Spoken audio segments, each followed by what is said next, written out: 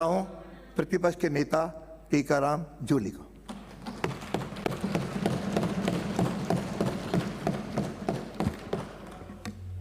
धन्यवाद अध्यक्ष महोदय, आपने मुझे बोलने का मौका दिया। दो लाइनों से शुरू करना चाहूंगा कि सलीके से झूठ बोलना जब उनकी आदत में आ गया, हुआ यूं कि वो शख्स सियासत में आ गया। इस बजट के अंदर झूठ के अलावा, असत्य के अलावा कुछ नहीं था, और जिस प्रकार का प्रवचन यहाँ पे 3 घंटे, सवा 3 घंटे तक किया गया, वो मुख्यमंत्री जी ने स्पेशल डायरेक्शन दी थी कि इतना पढ़ा जाए कि पूरे प्रदेश को लगे कि भाई पता नहीं कितना बड़ा बजट आ रहा है, पूरे प्रदेश में लगना चाहिए कि बजट आया है। लेकिन हालत ये थी कि 4-5 मंत्री तो उसमें अपनी नींद भी पूरी कर रहे थे। कई अखबारों में, टीवी पे फोटो भी डली है।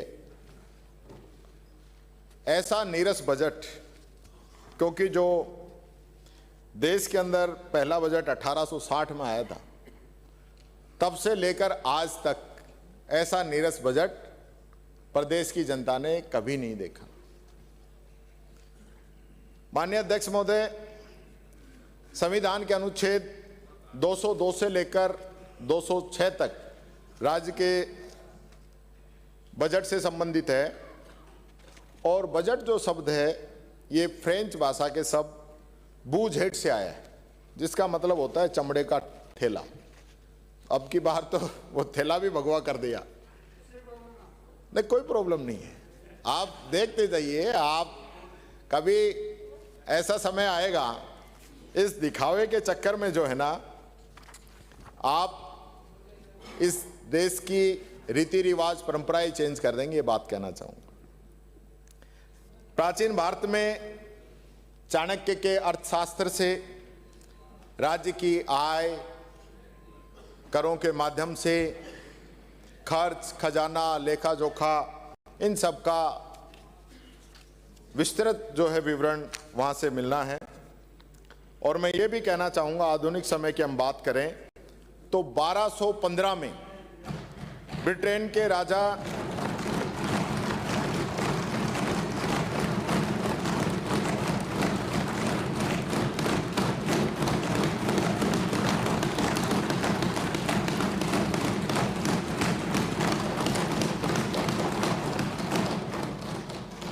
बीच में 2 लाइनें याद आ गई, 2 ही आई ना, कि जरा सा कुदरत ने क्या नवाजा, कि आप बैठे हो पहली सफ में, कि जरा सा कुदरत ने क्या नवाजा, कि आप बैठे हो पहली सफ में, अभी से उड़ने लगे हवा में, अभी तो शोहरत नई नहीं है, तुम्हारा लहजा बता रहा है, तुम्हारा लहजा बता रहा है, तुम्हारी ये दौलत नई नहीं है। और मेरे लिए जो बात कर रहे हो ना, उस पे भी हाथ के हाथ ही दे देता हूं आपको, कि कितने सांचों में ढल के आए हैं, कि कितने सांचों में ढल के आए हैं, ख्वाब की तरह पल के आए हैं, तुम सिफारिश से जहां पहुंचे हो वहां हम चल के आए हैं, ये बताना चाहूंगा आपको। इसलिए मेरे को छेड़ो मत, नुकसान ही रहेगा। मैं आपसे बात कर रहा था कि आधुनिक समय में अगर बजट की बात करें तो 1215 में जब ब्रिटेन के राजा किंग जॉन ने मैग्ना कार्टा लागू किया, जिसमें सभी जर्नल बातों के नियम बने, उसमें राज्य का आर्थिक लेखा जोखा भी शामिल था, और उसे बजट की आधुनिक अवधारणा माना गया। मैं पूरी जिम्मेदारी से कहना चाहूंगा कि 1215 में मैग्ना कार्टा से लगा लें पूरे दुनिया के अंदर, और चाहे 2026 की हम बात करें, ऐसा नीरस बजट आज तक इतिहास में नहीं आया। और यहां तक की भी बात है कि मुख्यमंत्री जी ने सुबह 9:30 बजे ही बजट का जो है थैला वित्त मंत्री जी को दिया, ताकि वो पूरा उसका अध्ययन भी नहीं कर पाए, ये बात मैं आपसे कहना चाहूंगा। अब क्यों हंस रहे हो? अब तो समझ गए ना, सही कह रहा हूं। माननीय, यहां महिला शक्ति की बहुत बड़ी बड़ी बातें की जाती हैं, लेकिन महिला शक्ति के प्रति जो सरकार की मंशा है, महिला शक्ति ने बजट पढ़ा, वित्त मंत्री हमारी महिलाएं, और यहां बजट के बारे में क्या तुलना की गई? एक बीजेपी के माननीय सदस्य के द्वारा जिस प्रकार की बातें कही गई, मैं कहना चाहूंगा आप सब भी उसके भागी हैं कि समर शेष है नहीं पाप का, भागी केवल व्याध, जो तटस्थ हैं समय लिखेगा उनके भी अपराध। वो माननीय सदस्य बोलते रहे बजट के बारे में, इसकी तुलना बेटा और बेटी से करते रहे। क्या यही महिला सम्मान की आप बात करते हैं? यानी इसको भी, और मैं देख रहा था आप सब लोग बैठे बैठे हंस रहे थे इस बात पे। यह आप लोगों की सोच है महिलाओं के प्रति? यानी मैं भी 2 बेटियों का बाप हूं, कल बच्ची को विदा किया है, तो बेटा और बेटी में फर्क करते हैं आप? फर्क करते हैं आप लोग? ये स्थिति है आप लोगों की।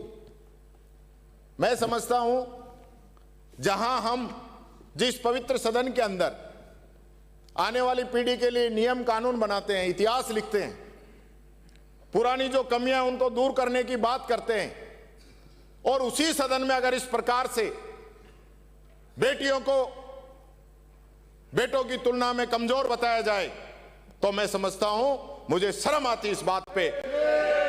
ऐसे विचार भारतीय जनता पार्टी के विधायक के, और आपके विधायक और मंत्री इस बात पे हंस रहे थे। मुझे इस चीज को लेकर बड़ा दुख है। ये बात माननीय अध्यक्ष जी आपके माध्यम से मैं बताना चाहूंगा। आप महिला सुरक्षा की बात करते हैं, लाडो प्रोत्साहन योजना में आपने कहा कि 2-2 लाख रुपए डालेंगे अलग अलग किस्तों में। ये तो पूरी लंबी चलती योजना, ऑर्डर निकाल दिया आपने ऑर्डर निकाले 1.5 लाख के। आपने बच्चियों को स्कूटी देने की बात थी, क्या आज तक आप स्कूटी बांट चुके हैं? अभी तक तो आपका टेंडर भी नहीं हुआ है, ये बात मैं आप लोगों से कहना चाहूंगा। आपने कहा था कि शिक्षक भर्ती में महिला आरक्षण को 50% करेंगे, उसके बाद आपने भर्ती निकाल दी, आपने कर दिया 50%। और जब घोषणा की तो महिलाओं को बुला के धन्यवाद भी लिया है सीएम हाउस में। पर अब की बार एक नई बात हुई, बजट के बाद में माननीय अध्यक्ष जी, मुख्यमंत्री जी को कोई धन्यवाद देने नहीं गया। ये इस बजट की नीरसता दिखाता है। मैं तो आपका सोशल मीडिया अकाउंट भी चेक किया, मैंने कहा भाई कर्मयोगी हैं, 12 बजे बाद तक काम करते हैं, तो हो सकता है कोई लेट सवेर भी धन्यवाद देने गया हो, लेकिन बजट के बाद कोई धन्यवाद देने वाला नहीं मिला। हाँ, जिस दिन आपकी स्पीच थी उस दिन मैं रात को घूम रहा था, तो एक माननीय यहाँ के पूर्व सदस्य वहाँ जरूर मेरे को रात को 11:30 बजे गाड़ी से निकलते नजर आए थे। तो धन्यवाद दे के आए या टिप्स दे के आए वो तो आप बता सकते हैं। ये बात मैं कहना चाहूँगा माननीय अध्यक्ष महोदय,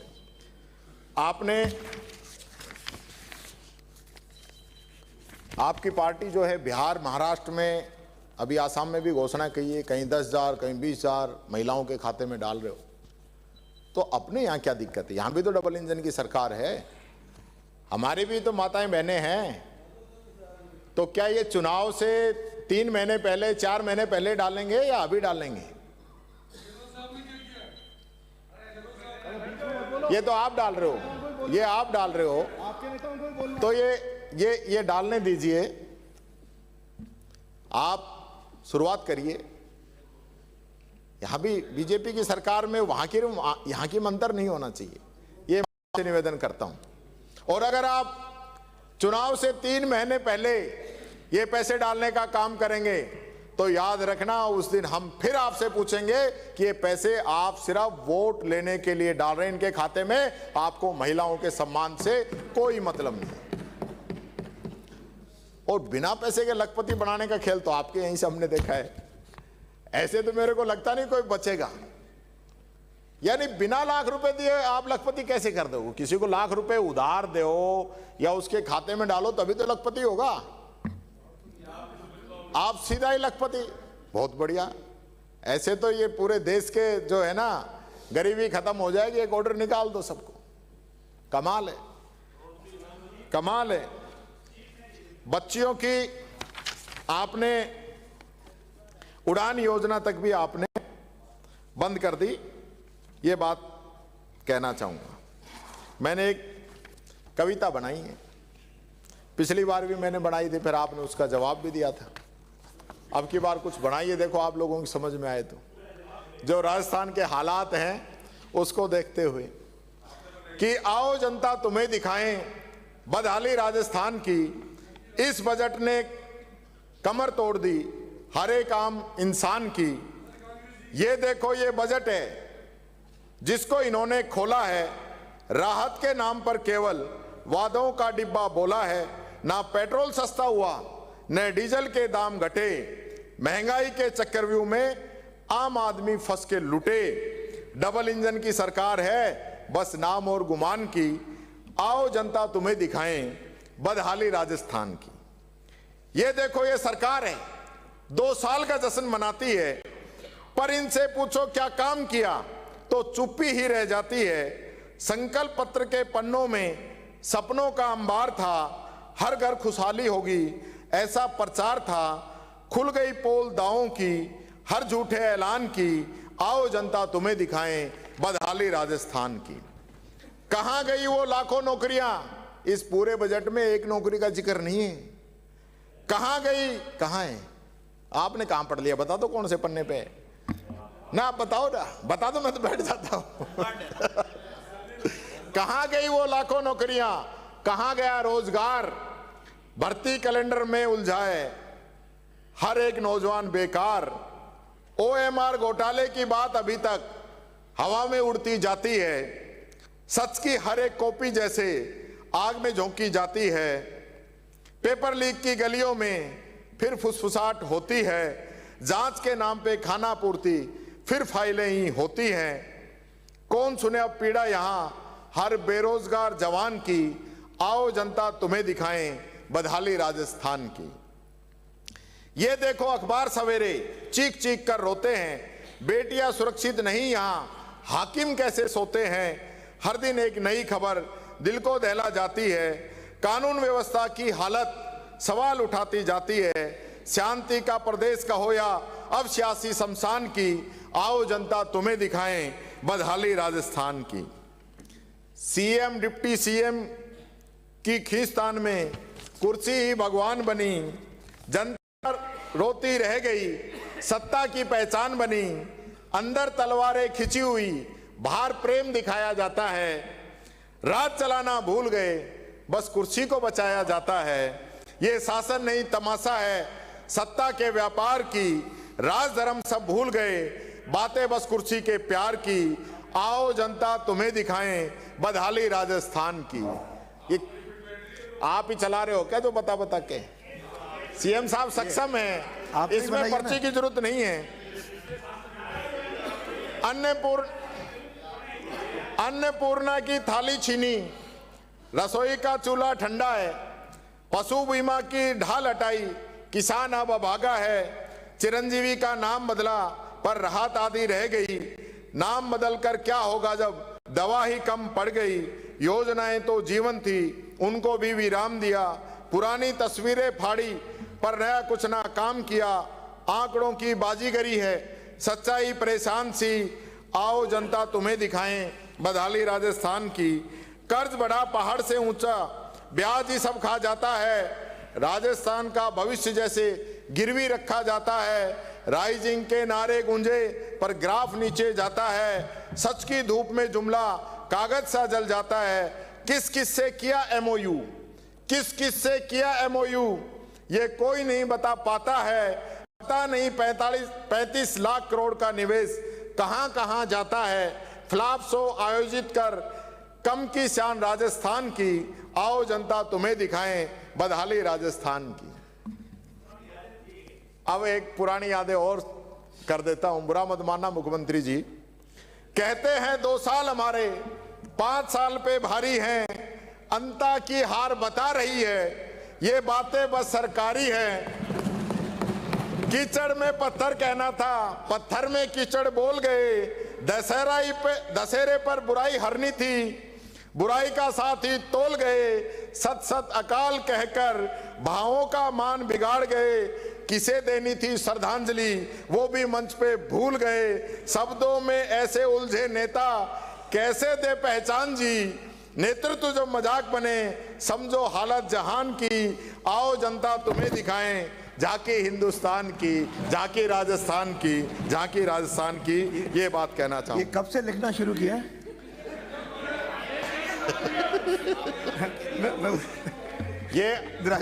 ये जो आपने दिया था वही तो है सर, अलग थोड़ी पढ़ा है मैंने।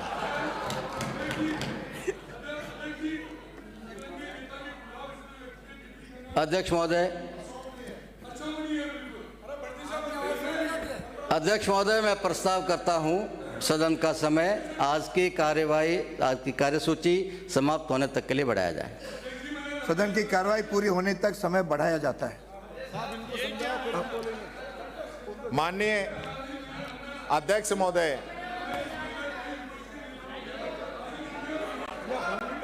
कुछ भी असंसदीय होगा तो उसे निकाल दिया जाएगा। निकाल देंगे।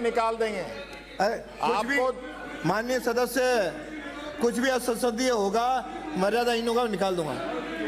यही तो बोला है, विधानसभा में ही तो बोला है, मैंने कोई अलग से थोड़ी कहा है। चलिए, इनको मंत्री का दर्जा दे दो साहब, मंत्री का दर्जा दे दो, हम तो साथ हैं।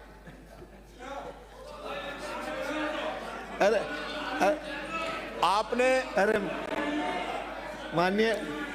माननीय सदस्य, आपके वित्त मंत्री बोलने वाली हैं। माननीय अध्यक्ष जी, ये तो चाहते हैं कि ये इतना खलल डालें कि वित्त मंत्री जी के भाषण में भी खलल हो, इसलिए तो ये कर रहे हैं। वित्त मंत्री जी ने कहा कि इनका ये जो बजट है ये अनुशासन का बजट है, और आपने हमारे लिए कहा कि पूरा जो वित्तीय कुप्रबंधन था वो कुप्रबंधन पिछली सरकार के समय में हुआ, ये आपने कहा। और आपने अपनी बजट रिप्लाई में मेरे भाषण पे कहा था कि आपने गलत आंकड़े दिए हैं। तो मैं आपको चुनौती देता हूं कि मेरे उस भाषण में और आज के भाषण में एक भी आंकड़ा गलत हो तो आप यहां सदन के अंदर उस चीज को लाके बता सकते हैं। आपने एक और नई बात कर दी, आपने कह दिया कि पिछले बजट में तो 2030 तक $350 बिलियन की अर्थव्यवस्था बनाएंगे। उससे पहले आपने 28 का कहा था, और अब की बार आपने कह दिया कि 2047 तक $4.3 ट्रिलियन की अर्थव्यवस्था बनाएंगे। तो ये हकीकत बात है। मैं तो अध्यक्ष जी ये समझा नहीं, $4.3 ट्रिलियन में कितनी राशि बनती है।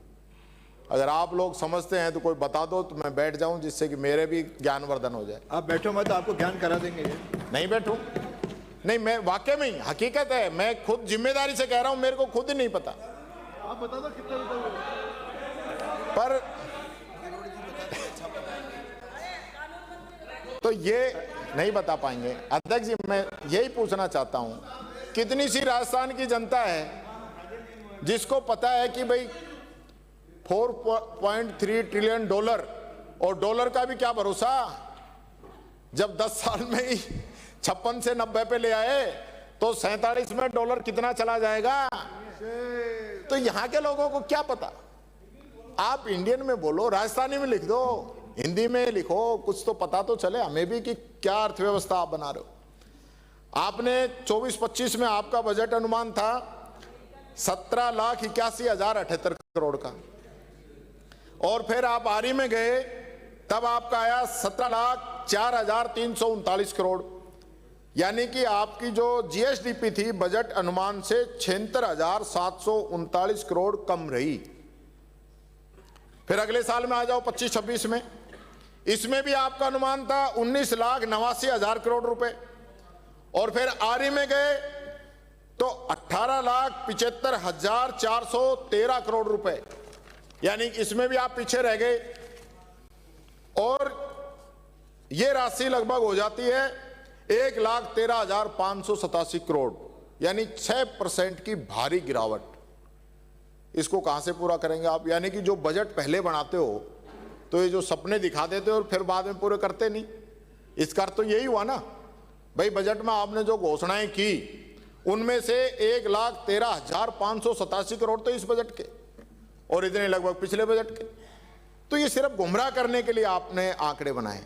और अब की बार जो आपने जो तय कर दिया इसमें कि 21,52,100 करोड़ का, यानी कि पिछले 2 बजट में लगभग 2 लाख करोड़ पीछे हो।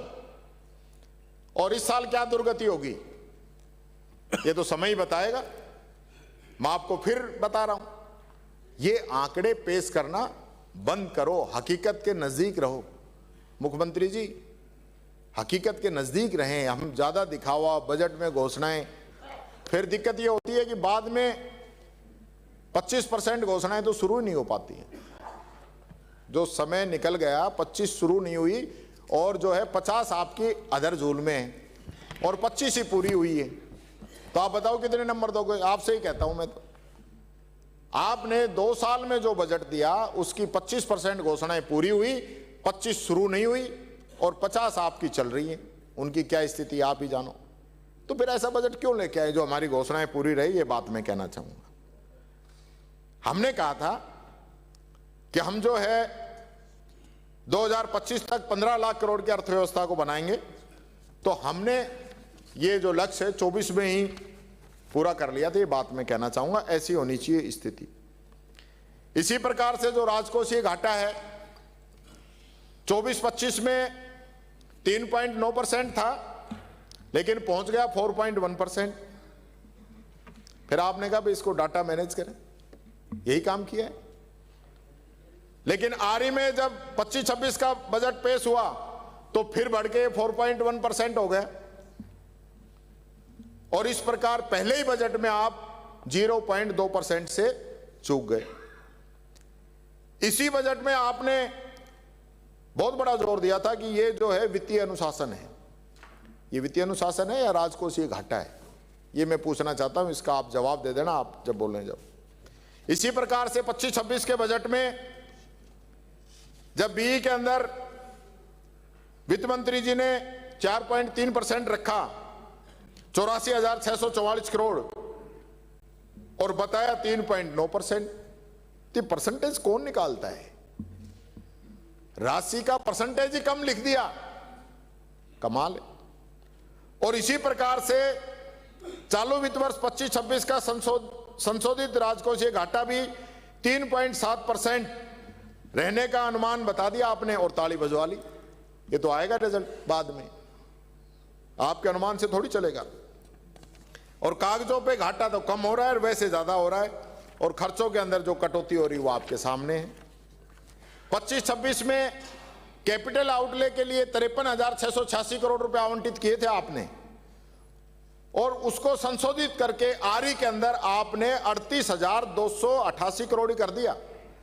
यानी कि राजकोषीय घाटा कम दिखाने के लिए विकास कार्यों में 28% की कमी कर दी आपने, 28% की। और अपनी आय का बजट जो है अनुमानों से 18% कम रहा है आपका ही। यानी आप अपने वादों को पूरा नहीं कर पा रहे हो, ये हकीकत है। 26-27 में राज्य का कुल बकाया कर जो जीएसडीपी का 36.2% होने का अनुमान है, वो 15वें वित्त आयोग द्वारा 25-26 तक सुझाई गई सीमा 29.5% से काफी अधिक है। 2019 में जब कांग्रेस की सरकार आई थी ना, तब 3,54,000 करोड़ रुपए का कर्ज हमें विरासत में मिला था, और कोविड जैसी स्थिति रही, और केंद्र सरकार में डबल इंजन जो था वो दूसरा था, गांव वाला डबल जो है वो दूसरी तरफ चलता था, कोई सहयोग नहीं मिला। उसके बावजूद भी जब आप लोगों को हमने सत्ता सौंपी तब कर्जा था 5,70,000 करोड़ रुपए। यानी 3 साल कोविड भी हो गया, सब कुछ हो गया, उसके बावजूद 5 साल में हमने 2,26,000 करोड़ रुपए का कर्ज सरकार ने लिया। और आप कह रहे हो कि हमें विरासत में 5,70,000 करोड़ का कर्जा मिला है। तो अब तो डबल इंजन की सरकार है, इस कर्जे को कम करते। कितना कम किया आप, मैं बताता हूं आपने कितना कम किया है। आपने पहले ही साल में 70,042 करोड़ रुपए लिए, दूसरे साल में आपने 72,493 करोड़ रुपए लिए, और अब तीसरे साल में 79,493 करोड़ रुपए आप कर्जा ले रहे हो। यानी 3 साल में ही आप 2,22,000 करोड़ रुपए का कर्जा लेने जा रहे हो। तो ये काम तो आप सही कह रहे हो कि जो काम हमने 5 साल में किया वो आपने 2 में ही कर दिया, तो कर्जा लेने वाला काम तो आपने कर दिया 2 में। ये बात तो मान लो। यही असली आपका जो बार बार अब मेरी समझ में आ गया कि आप बार बार क्यों कहते थे कि जो हमने 5 साल में काम किया है वो आपने 2 में कर दिया। तो कर्जे लेने वाला काम तो कर दिया, क्योंकि चार्वाक दर्शन का एक प्रसिद्ध श्लोक है कि यावत् जीवेत सुख जीवेत ऋणम कृत्वा घृतम पीवेत भस्मी भूतस देहस पुनरागमन कुतः। यानी कि शुद्धि बोल रहा हूं, मुख्यमंत्री जी से शुद्धि बोल रहा हूं। यानी जब तक जियो सुख से जियो, चाहे इसके लिए कर्ज क्यों नहीं लेना पड़े, और एक बार शरीर में भस्म हो जाने के बाद पुनर्जन्म कहां मिलता है। हाँ तो इधर बताओ पहले। इसलिए आपको पता है कि अगली बार भाई कांग्रेस आएगी, हमें तो जाना है, इतना कर्जा छोड़ जाओ, ये जाने ऋण का काम जाने। ये बात मैं कहना चाहूंगा। आपने 25-26 में कुल खर्च का लक्ष्य रखा 5,37,000 करोड़ रुपए, पर यह भी आपका 4% ऊपर निकल गया। और ये इसलिए नहीं बढ़ा खर्चा कि आपने कोई सामाजिक सुरक्षा पेंशन बढ़ा दी या आपने कोई बड़े प्रोजेक्ट शुरू कर दिए, इसलिए नहीं। ये इसलिए कर्जा लिया है जो आपने कर्जा चुकाने के लिए, जो कर्ज लिया है ना, उसको चुकाने के लिए 26% राशि एक्स्ट्रा खर्च करनी पड़ी। ये बात आपको बता। नेट एक्सपेंडिचर जो 3,80,000 करोड़ रुपए होना था वो 3,60,000 करोड़ ही हुआ। इसमें भी रेवेन्यू एक्सपेंडिचर तो केवल 2% की कमी लाकर 3,25,000 करोड़ से 3,18,000 करोड़ रुपए हुआ। पर जो आप इंफ्रास्ट्रक्चर की बड़ी बड़ी बात कर रहे हो ना, उसके खर्च के भी कैपिटल आउटले में 27% की कमी हुई है, 27% की।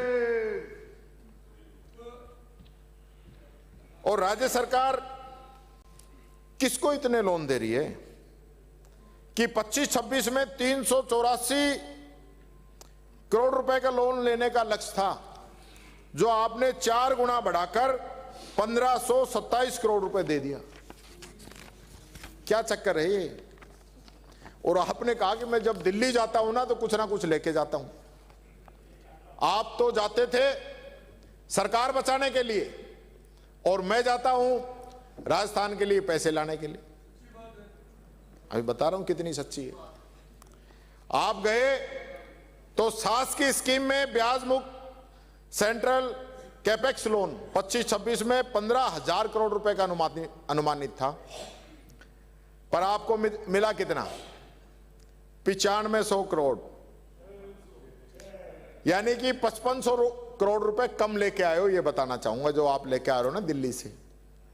25-26 के बजट में जो केंद्रीय कर हैं उनमें आपको 85,716 करोड़ रुपए मिलना था, और आप लेके आए 83,940 करोड़ रुपए।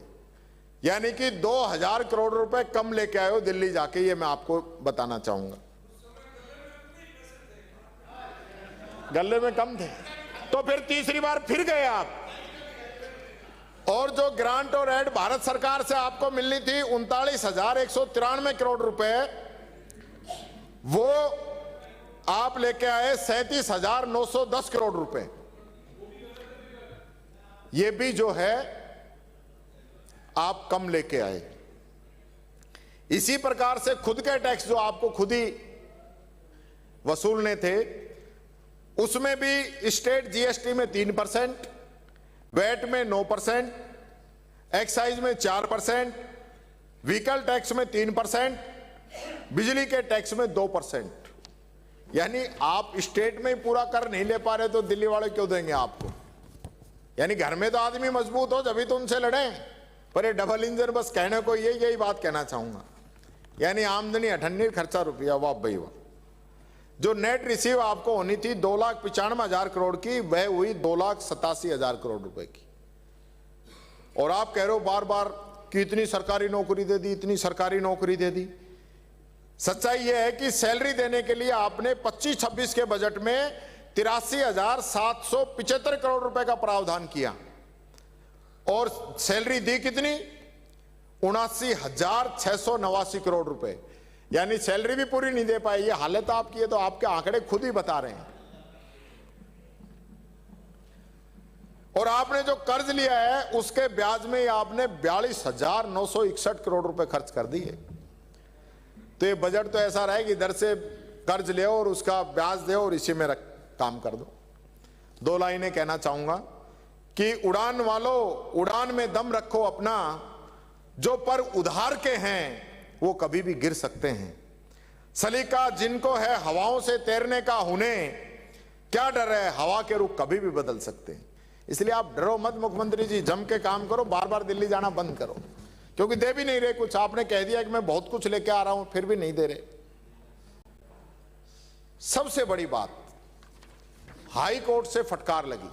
माननीय मंत्री जी, हाई कोर्ट ने फटकार लगाई आप लोगों को कि जो बजट एजुकेशन के लिए 20,000 करोड़ होना चाहिए था, आपने 2,000 करोड़ रुपए दिया है। इससे गंभीर बात क्या हो सकती है? क्या स्थिति है प्रदेश के स्कूलों की? ऊंट के मुंह में जीरे वाला काम आप कर रहे हो और बातें करो तो बड़ी बड़ी। यानी कि आपके लिए बच्चों की एजुकेशन कोई प्रायोरिटी नहीं है। बच्चे वहां दब के मर गए थे, आप गए भी नहीं उस जगह। ये बहुत गंभीर बात है। मैं ये कहना चाहूंगा कि आपने पिछले वित्त वर्ष में बजट का 18.2% आपने एजुकेशन पे खर्च किया, और इस बार यानी एजुकेशन का बजट कम कर दिया। अध्यक्ष जी, एजुकेशन का बजट कम कर दिया, जिसके लिए बजट की जरूरत थी, नहीं बना पाए। और आपने 18.2 से कम करके इसको 17.1% कर दिया। ये हालात आपकी सच्चाई है कि आपकी एजुकेशन के प्रति क्या सोची, ये बात मैं बताना चाहूंगा। मंत्री इसी को रखना पर। और यही कारण है कि 1.5 लाख से ज्यादा पद रिक्त है राजस्थान के अंदर स्कूलों के। और आपने कहा था कि पहले वर्ष के अंदर एजुकेशन की हम सारी भर्तियां पूरी करेंगे। कब पूरी करेगा आप? आधा समय निकल गया आपका। सिर्फ गुमराह करना है, करते रहो। दूसरी बात आती है मेडिकल की। मेडिकल के अंदर राजस्थान का हेल्थ मॉडल जो है पूरे देश के अंदर, दुनिया के अंदर मशहूर था। लोग देखने आते थे, भारत सरकार के लोग आते थे, गुजरात मॉडल वाले भी राजस्थान देखने आते थे। लेकिन हुआ क्या? चिरंजीवी का नाम बदल दिया। बदल दो, कोई दिक्कत नहीं, नाम तो सारे बदल रहे हो आप। भामा साहब 5 लाख की थी, हमारी चिरंजीवी 25 लाख की है। नहीं नहीं नहीं नहीं नहीं, भामा साहब के चक्कर में ही नहीं पड़े हम। फिर आप बात कर रहे हो भामा साहब जो है कोई तो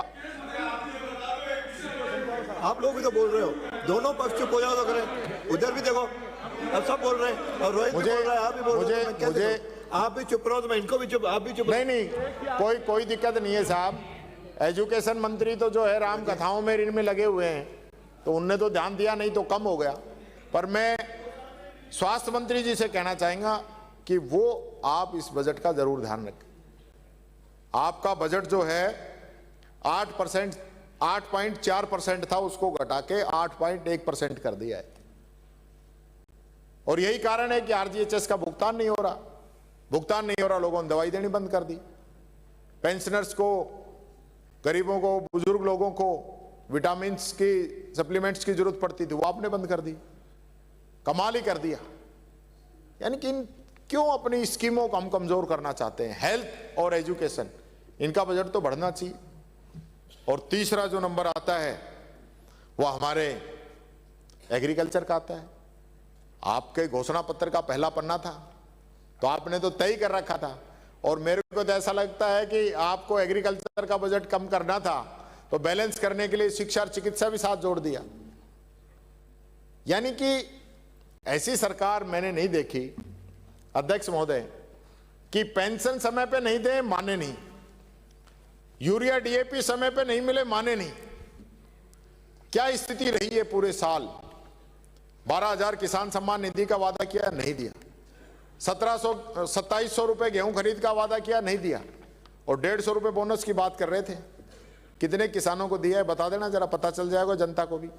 1.5 लाख किसानों को 150 रुपए दे दिए और उसका बखान कर रहे हैं कि हम तो 150 रुपए बोनस दे रहे, सिर्फ दिखावे के लिए। आपने एग्रीकल्चर का जो बजट है वो भी पिछली बार 4.6% था माननीय मंत्री जी, अब की बार 4.5% कर दिया है। ये भी आपके डिपार्टमेंट का बजट कम कर दिया है। यानी आप एजुकेशन, हेल्थ और किसान, ये आपकी प्रायोरिटी नहीं है। और एक भी भर्ती की घोषणा नहीं है, तो युवा भी आपकी प्रायोरिटी नहीं है। और SC ST इनकी भी कोई प्रायोरिटी नहीं है, OBC की भी प्रायोरिटी नहीं है, कहीं भी कोई नाम नहीं है। दिव्यांगजनों का कहीं कोई नाम नहीं। स्कूटी मिलती थी पिछली बार, मैंने निवेदन किया तो आपने बाद में दी, पर थोड़ी कम दी। कम से कम जितनी स्कूटी हम बांटते थे इतनी तो आप दे दो। अब तो डबल इंजन है दिव्यांगजनों के लिए, आपने बता दिया। अच्छा किया आप मुख्यमंत्री जी को बताना, जिससे कि ये बता पाए। इसी प्रकार से जो सबसे गंभीर विषय है वो मैं बात करना चाहूंगा 16वें वित्त आयोग की तरफ। वहां की जो सिफारिशें हुई, वहां राजस्थान के साथ घोर अन्याय हुआ है जी। डबल इंजन का ढोल पीट रहे हो ना, उसने राजस्थान की आर्थिक रफ्तार को पीछे धकेल दिया है। हमारे समय हम तो विपक्ष में थे, उसके बावजूद भी राजस्थान को जो हिस्सा मिलता था वो कम नहीं होने दिया, कुछ ना कुछ बढ़ा के आया था। और आपके होने के बाद में पहले जो 5.5% था उसको हमारे समय में 6.03% किया। और मुझे बड़े दुख के साथ कहना पड़ रहा है, आप लोगों की कमजोर पैरवी की वजह से 16वें वित्त आयोग ने इसको घटाकर 5.93% कर दिया। यही है डबल इंजन, यही दिल्ली जा रहे हो आप, इसलिए दिल्ली जा रहे हो, बजट लेके आ रहे हो। आगे 1700 करोड़ का कम पड़ेगा, 1700 करोड़ रुपए कम मिलेंगे राजस्थान को, राशि बता दी है। और कुछ पूछ लो। और इसी प्रकार से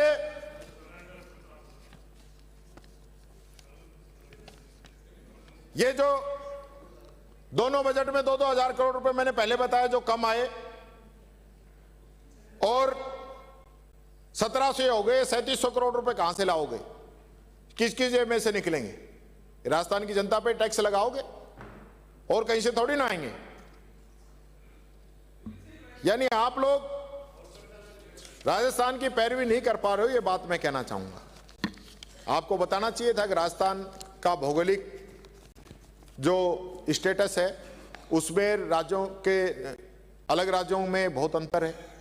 आज हम जिस प्रकार से जितनी भी योजनाएं चलाते हैं, चाहे सड़क हो, पानी हो, बिजली हो, हमारा खर्चा अन्य राज्यों से ज्यादा आता है, पर कमाल है।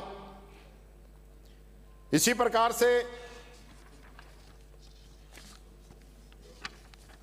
मैं एक निवेदन करना चाहूंगा कि पूरे सदन की तरफ से सर्वसम्मति से एक प्रस्ताव भारत सरकार को भेजा जाए कि राजस्थान के साथ जो अन्याय हुआ है इस पे पुनर्विचार करे और इस राशि को बढ़ाने का काम करे। ये बात मैं कहना चाहूंगा। इसमें तो समर्थन कर दो, बढ़ना चाहिए।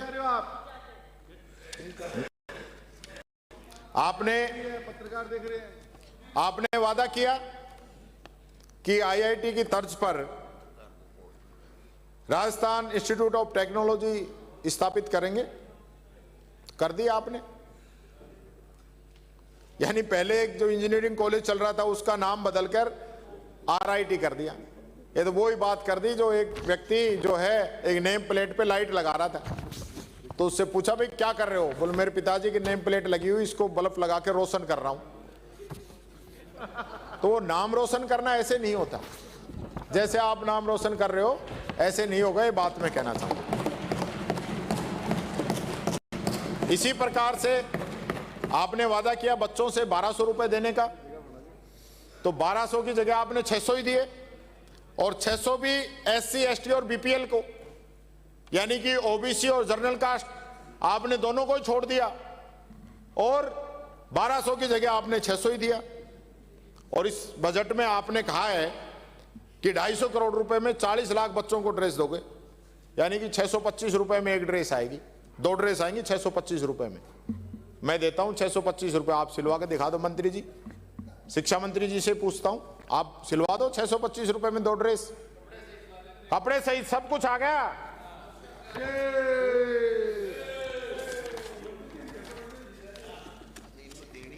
आपने संकल्प पत्र में वादा किया कि जोधपुर में फूड टेक्नोलॉजी विश्वविद्यालय स्थापित करेंगे, कोई घोषणा नहीं आज तक।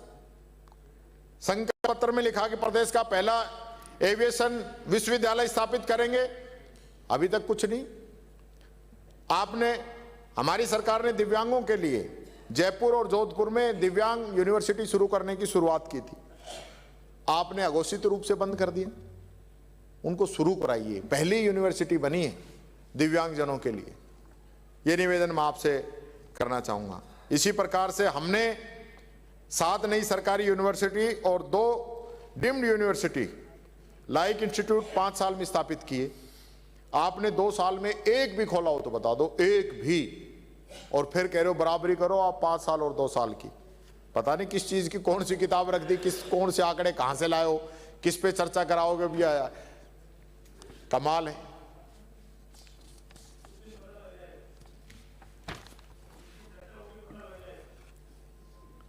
मैं ये कहना चाहूंगा, ये जनता है, ये जनता है, जिन हाथों ने शक्ति भरी है ना, जिन हाथों ने शक्ति भरी है राज तिलक देने की, उन हाथों में ताकत भी है तख्ता पलट देने की। इसलिए ज्यादा बहम में मत रहो, ज्यादा बहम में मत रहो, तख्ता कभी भी पलट सकता है। अरे उधर ही बात करो ना, उधर बोलते हो तो चुप रहते हो, आपने बोलता है तो एकदम से बोल पड़ते हो, ये दोनों पक्ष चुप रहो। आपने, हमारे समय में लोकतंत्र मजबूत था, ऐसा थोड़ी चलेगा अध्यक्ष जी, हमारे समय में लोकतंत्र मजबूत था, कर्मचारी अपनी बात सीधे जो है मुख्यमंत्री से कह सकते थे।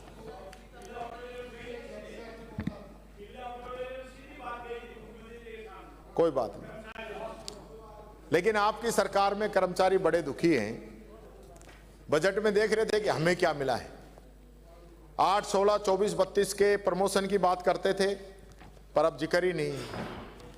ओपीएस पे कोई जिक्र ही नहीं है। संविदा कर्मियों के लिए हमारी सरकार ने कॉन्ट्रेक्चुअल हायरिंग रूल्स बनाए थे, आप उनको लागू क्यों नहीं कर रहे? आप उनको लागू क्यों नहीं कर रहे? इस बात का जवाब जरूर देना।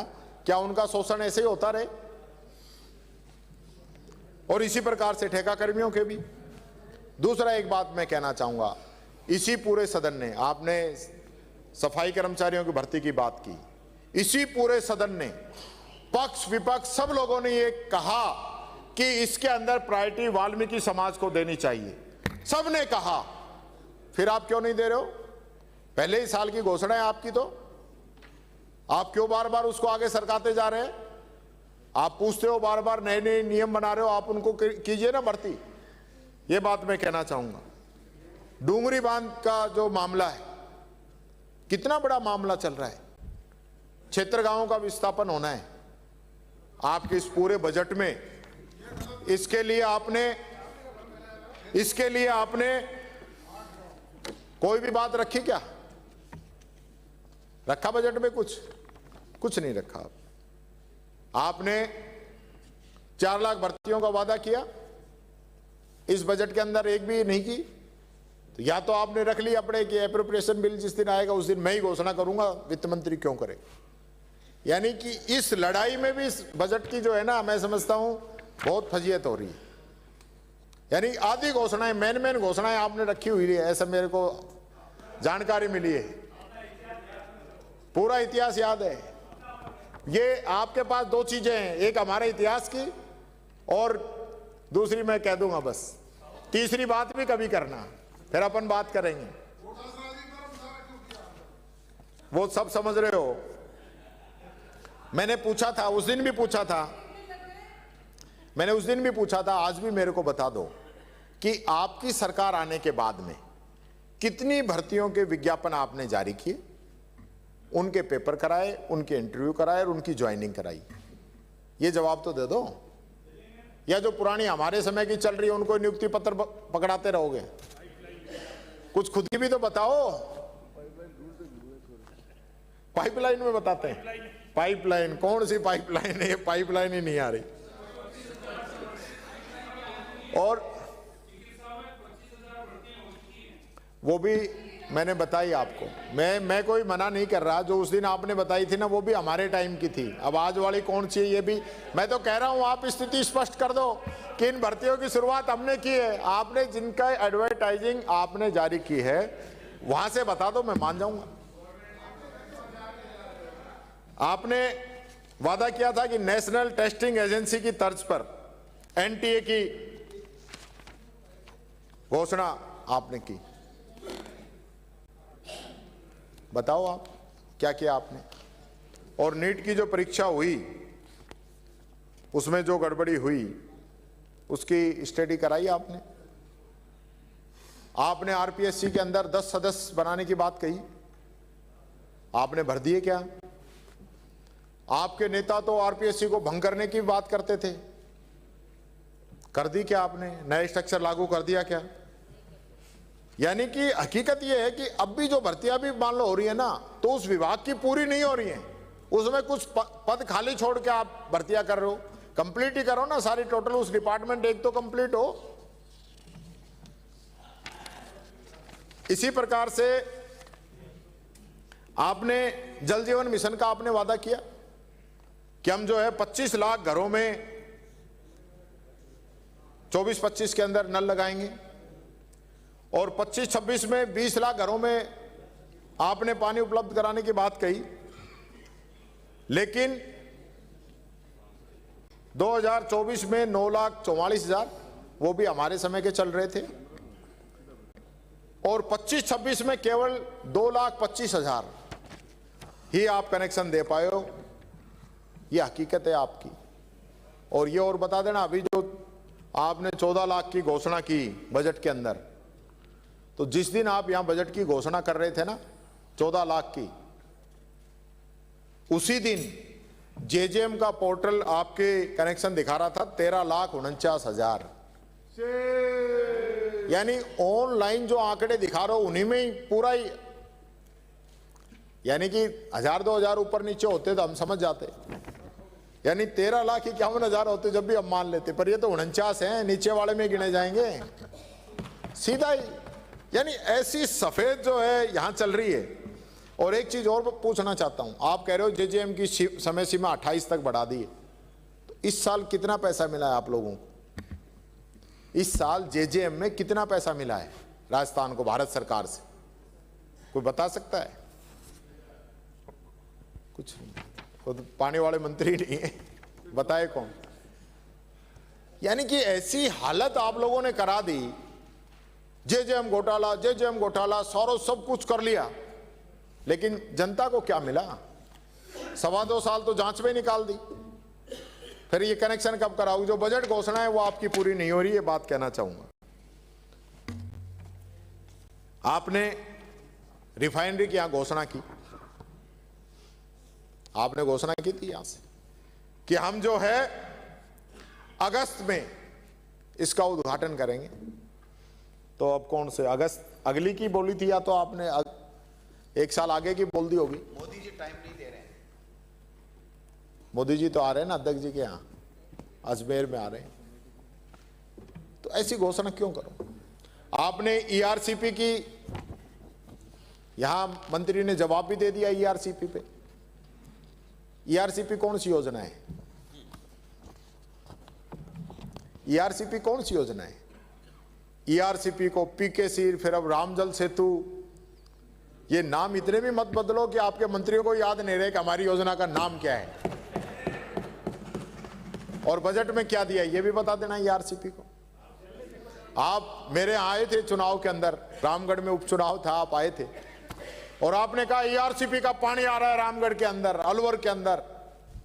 हमें भी बता देना अलवर वाली जो पाइपलाइन है कितने इंच बिछ चुकी है। मैं फुट या किलोमीटर की बात नहीं कर रहा, इंची में ही बता दो आपकी कितने इंच आपने बिछा दी इन 2.25 साल के अंदर, ये बात मैं पूछना चाहता हूं। आपने यमुना का भी बहुत बड़ा जो है ढोल पीटा है कि यमुना का भी समझौता हमने कर दिया है, यमुना का पानी भी हम लेके आ रहे हैं। मोदी भागीरथ तो पूरे में ही बन गए, अलवर वाले में भी भागीरथ बन के ही। पर अब आप ये बताओ कि वो मोदी जी ने कौन कौन से जिलों का नाम ले दिया जो इस योजना में नहीं आते, यानी उनका नाम भी मोदी जी बोल गए कि ये इस स्कीम में हम कर रहे हैं। ये स्थिति हो गई। और उसके लिए आपने कितना बजट इस बजट में रखा है यमुना के लिए, वो भी आप बता देना। वित्त मंत्री जी आप जवाब देंगे तो बताना कि यमुना जल के लिए आपने कितना पैसा इस बजट में रखा है, क्योंकि अभी रखोगे तो फिर वो इस साल काम शुरू हो गया तभी तो जनता को पानी मिल पाएगा। या ये भी जो है चुनाव से 3 महीने पहले की घोषणा वाला चक्कर है, ये मैं पूछना चाहता हूं। आपने राजस्थान के अंदर हमने कानून बनाया कि पेंशन जो है वो 15% बढ़ेगी। पहली साल आपने बढ़ा दिया, दूसरी साल आपने 15% की जगह 100 रुपए बढ़ाए और अब की बार तो वो 100 रुपए भी नहीं। क्यों नहीं बढ़ाए आपने? 15% पेंशन बढ़ाइए, कानून है, इस कानून के नियम बनाइए और समय पे भुगतान, ये भी उस कानून के अंदर है कि हर महीने पेंशन उस लाभार्थी को मिलनी चाहिए। तो ये आप ऐसी स्कीमों को भी लटका रहे हो। आप हमारा राज आने दो, 2000 रुपए पेंशन देंगे, या आपसे तो 1250 भी नहीं दी जा रही है, बात कहना चाहूंगा। आपने गिग वर्कर को लेकर आपने बात कह दी, गिग वर्कर को लेकर आपने घोषणा कर दी। आपने क्या किया आप बता दो? पूरा साल निकल गया, पूरा साल निकल गया और इस बजट में भी आपने गिग वर्कर के लिए क्या, यानी जिक्र ही नहीं है। और जो घोषणा की थी पिछली बार वो कितनों को दे दी वो भी बता देना आप। यानी ये घोषणाएं सिर्फ यहां मैच बजवाने के लिए, बेचारे मैच बजा बजा के परेशान हो गए, लेकिन मिलता कुछ है नहीं। ये इनकी मजबूरी है, छाले पड़ गए, मजबूरी है। हम बड़ाई भी करते हैं, फिर लास्ट में दबी जुबान से कहते भी हैं कि हमें ये नहीं मिला, हमें ये नहीं मिला। अब यहां नहीं बोले तो वहां जनता पूछे कि वहां हमारी आवाज क्यों नहीं उठा रहे। यहां पूछते हैं तो मेरे को पता चला है आप बुला के भी पूछते हो कि तुम तो यार सरकार के खिलाफ बोल रहे हो, और एक आध हमारे वाले को बुला लेते हो कि भाई ज्यादा सरकार के खिलाफ मत बोलो, ऐसे चलेगा नहीं। ऐसा मत करो मुख्यमंत्री जी, हमको तो अपनी आवाज उठाने दो। आपने ये स्थिति है कि कई कर्मचारी संगठन जो है हड़ताल पे जाने की तैयारी कर रहे हैं, ये बता देता हूं आपको। और आप उस दिन कह रहे थे कि हमारे यहां पे कहीं जो है कहीं कोई धरना प्रदर्शन नहीं चल रहा, कोई यहां बाहर निकलो, यहीं से बाहर। मैं हर बार उदाहरण देता हूं, यहीं से शुरू करता हूं। पिछली बार भी मैंने कहा विधायक, पत्रकार, इन सब से कहा आज इस विधानसभा से बाहर निकलो। यानी मेन रोड आपकी जाम है, वकील धरने पे बैठे हैं, 1.5 लाख से अधिक वकील हैं जो धरने पे बैठे हैं और आप उनकी नहीं सुन रहे। कमाल है। कोई ऐसा जिला नहीं है जहां आपके खिलाफ धरना नहीं चल रहा हो। यह अलग बात है, आजकल धरने की परमिशन देनी भी आप लोगों ने बंद कर रखी है, यह बताना चाहूंगा। आपने आंगनवाड़ी के कार्यकर्ताओं का मानदेय, संविदा कर्मियों का मानदेय बढ़ाने का वादा किया, आपने नहीं बढ़ाया। आपने कई जगह बाईपास और रिंग रोड की घोषणा की, आपने कोई पूरा नहीं हुआ। बता दो कहीं भी काम शुरू हुआ हो, कहीं भी, ये मैं आपसे कहना चाहता हूं। और अब की बार तो आपने कमाल ही कर दिया। ऐसा लगता है जैसे कि इन सब का आप पे कोई ज्यादा ही प्रेशर आ गया कि ये जो मिसिंग लिंक और ये जो सड़कें हैं ना, ये विधानसभा वाइज मत दो। कमाल है। यानी कि बजट आपका हजारों लाखों करोड़ का, और हमें उसमें से एक एमएलए को पूरे तो पिछली बार भी नहीं दिए, आपकी घोषणा के बावजूद भी पूरे नहीं मिले, किसी को मिले किसी को नहीं मिले। और हमारे 5, 7, 10 करोड़ में ही आपको इतना डर लगता है कि भाई इनको 10 करोड़ दे देंगे तो पता नहीं क्या हो जाएगा। कमाल हो गया। और हमें नहीं, अब की बार तो आपको भी कितना, ट्यूबवेल कितने दिए हैं? 3, पिछले साल के 5 बाकी हैं, यानी 3। इतना तो करो कि ये एमएलए के कपड़े फटने से बच जाएं। 3 कहां लगाएंगे? यानी 3 बोरिंग, 6 हैंडपंप, कमाल ही कर दिए। यही तो डबल इंजन का कमाल है, यही। और भाई हद होगी, चापलूसी की भी हद ही है। यानी कि नमो नर्सरी, नमो वन, स्मृति वन, अरे भाई कुछ तो छोड़ो। जीते जी मूर्ति लगवा रहे हैं, स्टेडियमों के नाम चेंज करा रहे हैं, ये सारे बाद में तो हमने देखे, लेकिन पहले जो लग रहा है ये मामला, मैंने गांधी जी के 3 बंदरों वाली बात, कहावत मैंने पढ़ी थी, आपकी तरफ नहीं है 3, पूरी टोटल में बात कहना चाहूंगा। गांधी जी का जो मान सम्मान अंतर्राष्ट्रीय स्तर पर है, लेकिन आपको उनसे कुंठा है, कहीं ना कहीं आपके मन में है गांधी जी के प्रति जो विचार है, और आपने उनके नाम पे योजना जो है जी राम जी लेके आ गए, महात्मा गांधी जी का नाम हटा दिया। गांधी जी तो जब उनके प्राण निकले उस समय भी उनके मुख से जो अंतिम शब्द निकला था वो हे राम था। तो आपने गांधी जी का नाम बदल दिया, और गांधी जी के 3 बंदर थे कि बुरा मत बोलो, बुरा मत देखो, बुरा मत सुनो। अब वो 3 बंदरों का काम कौन कर रहा है वो मैं बताना चाहूंगा, कि जो आंख बंद कर लिए आपकी सरकार में, वो कानून बन गया, उसको सच्चाई नहीं दिखती। कभी अरावली के अस्तित्व को मिटाने के फैसले लिए जाते हैं, तो कभी किसान विरोधी कानून लेके आए जाते हैं। ये बात कहना चाहूंगा, जो कान बंद करके बैठा है वो सरकार बन गए, जनता की तकलीफ उनको सुनाई नहीं देती, और जिन्होंने मुंह बंद करके रखा था वो स्थिति आपने संवैधानिक संस्थाओं की कर दी कि वो सिर्फ सरकार के पक्ष में ही बोलें। ये बात मैं आप लोगों से निवेदन करना चाहूंगा। आपने